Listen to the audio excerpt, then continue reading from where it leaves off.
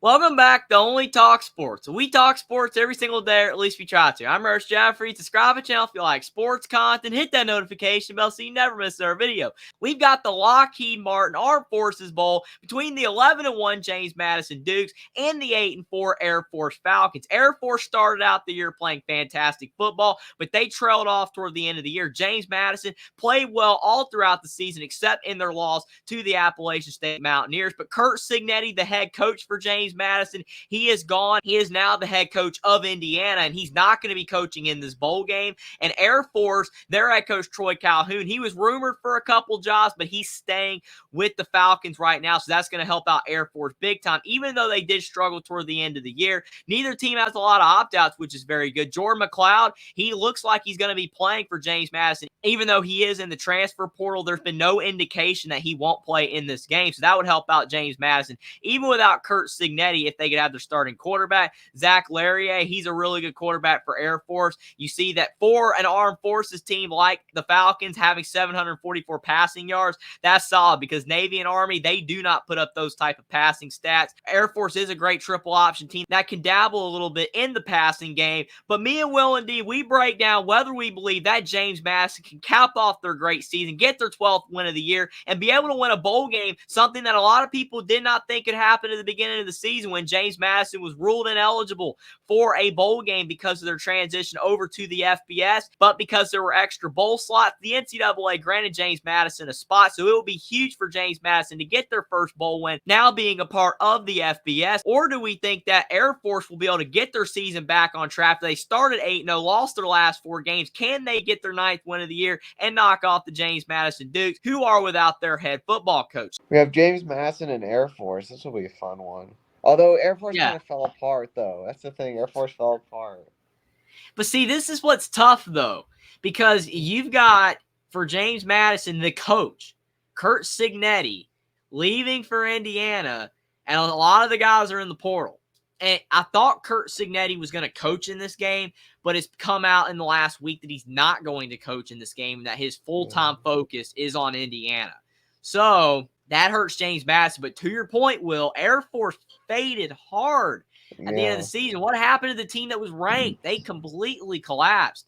So that's going to be something to monitor, to look at the opt-outs, because I know that some of the guys for James Madison are going to play, it seems, but there's only one guy, Mikael Kamara, edge rusher in the portal, and he's not playing. They claim that McCloud's going to play, which to me doesn't make sense, because if McCloud's in the portal and his coach left and he's not going to coach in the bowl game, I'm shocked that McCloud and the other guy, it seems for now anyway, are going to play. They have not said for sure, but it did say in an article I read last week that they look to play. They look like they're going to play, but you never know. That could change on a dime. But as of now, only one of the guys in the portal, because there are more for James Madison, but only one officially in the portal. And then for Air Force, only 2 guys, an offensive tackle and a tight end. So that's not too big a deal. But like you said, I mean, it's tough when you look at a team like Air Force, because if you're going off what they did at the beginning of the year, then you probably would have picked them even over James Madison, just because like how good they're playing. But they fell apart. Madison is favored by 2.5. Madison's got a 64.3% on the matchup predictor.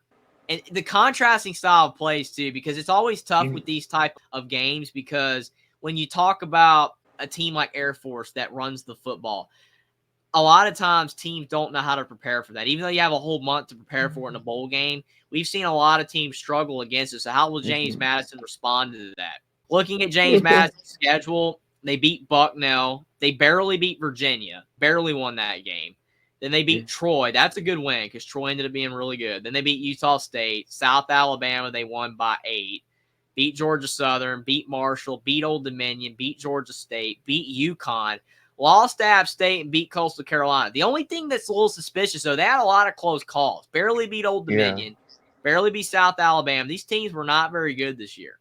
And Virginia, obviously, was not a good team at all. Getting that win was still big, but I don't know. Air Force, we know they started out great. They beat Robert Morris. They struggled against Sam Houston. That was not impressive. But then they beat Utah State. Can we compare the Utah State games to who won by more? I'll pull up James Madison again, because they both played Utah State.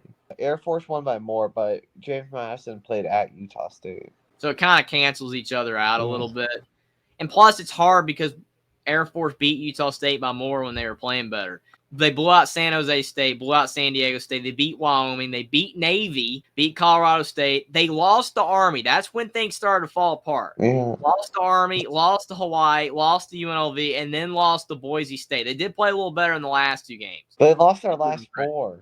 But they lost their last 4, even though they played a bit better in the last 2. Who are you going with, man? Because I flip-flopped on this one.